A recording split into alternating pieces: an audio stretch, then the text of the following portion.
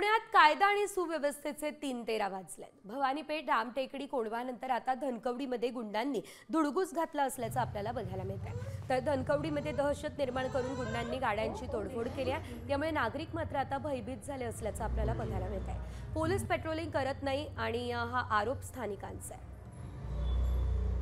या संदर्भातला आढावा आमचे प्रतिनिधी सचिन जाधव यांनी घेतलाय। पुणे शहरात गाड्या तोडफोडीचे सत्र सुरूच आहे। पुणे शहरातील धनकवडी परिसरात रिक्षासह इतर वाहनांची तोडफोड जी आहे ती केलेली आपल्याला पाहायला मिळते। हा सगळा परिसर पाहिला तर या ठिकाणी या 2 रिक्षा आहेत। रात्री दहशत माजवण्याच्या उद्देशाने 3